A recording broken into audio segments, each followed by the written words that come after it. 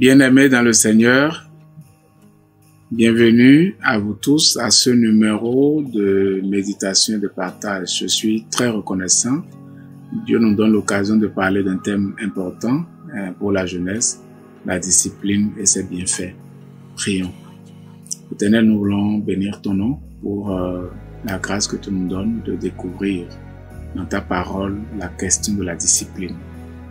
La jeunesse en a besoin, l'être humain en a besoin. Merci de nous communiquer tes vérités et qu'elles nous fassent du bien. Au nom de Jésus, nous avons prié. Amen. Le texte de notre méditation se trouve dans le livre de Lamentations, chapitre 3, verset 27, et il est dit ceci. C'est une bonne chose pour l'être humain de se soumettre à des règles dès sa jeunesse.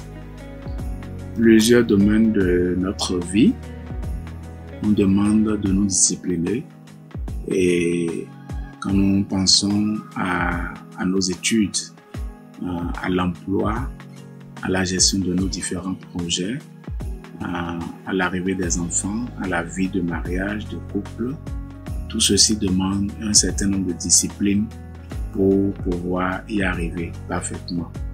Et pendant que j'étudiais ce texte, j'ai trouvé que la discipline favorise l'ordre et le progrès. Nous lisons dans Job 22, verset 28. À tes résolutions répondra le succès. Sur tes sentiers brillera la lumière. La résolution est un engagement. Une décision que seule la discipline peut permettre de véritablement honorer. Et quand on est chrétien et notre foi en Dieu associée à la discipline, à la crainte que nous avons au Seigneur, nous voyons que c'est plus facile pour nous de tenir dans les résolutions que nous avons prises. L'autodiscipline permet de veiller sur sa santé. Ça nous donne l'opportunité de vivre une relation saine avec le sexe opposé, de bien gérer notre argent, de planifier notre vie, et tout ceci contribue au progrès de la vie, et le jeune en a particulièrement besoin. Et l'autre leçon que j'aimerais que nous retenons de ce texte, c'est que la discipline préserve le témoignage. Nous lisons dans 1 Corinthiens 9, verset 27. « Mais je traite durement mon corps et je le tiens assujetti, de peur d'être moi-même rejeté après avoir prêché aux autres. » La discipline et l'autodiscipline aident à veiller aux dangers qui nous entourent dans la vie. Vous savez, le monde dans lequel nous sommes aujourd'hui est rempli de pièges du malin, et seule la discipline du chrétien peut lui permettre d'éviter ces pièges-là, de s'éloigner du péché, de ne pas se mettre dans des relations compromettantes. Et combien, Dieu seul sait combien sont ces relations aujourd'hui qui empestent la vie des chrétiens. Et la discipline intervient pour nous permettre de nous en éloigner. Et la discipline renforce également l'humilité et la prudence face au danger. Ça permet à l'individu de se rappeler de son histoire, de savoir, surtout pour le chrétien, c'est par la discipline que nous pouvons vivre dans un corps mortifié au péché et élever notre esprit à la gloire du Seigneur. Et nous traversons des jours mauvais aujourd'hui, que seule la discipline peut nous aider à vraiment triompher, à vraiment remporter. Et l'autre chose que j'ai observé dans ce texte, c'est que la discipline permet d'apprendre de ses erreurs et de supporter les critiques.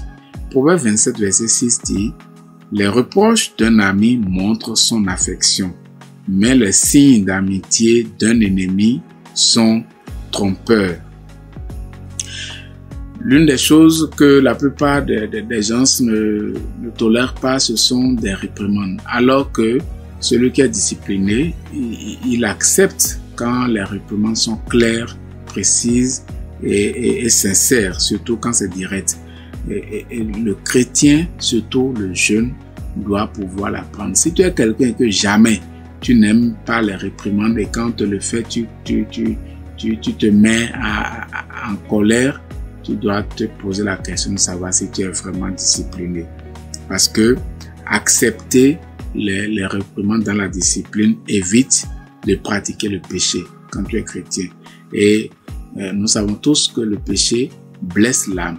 Donc nous devons en tant que chrétiens développer la discipline dans tous les domaines de notre vie pour être efficace, pour plaire à Dieu, pour mener les actions que Dieu nous confie à bien.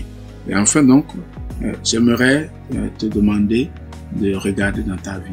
Dans quel domaine de ta vie tu as besoin de discipliner quelque chose? Parce que la discipline est une bonne chose.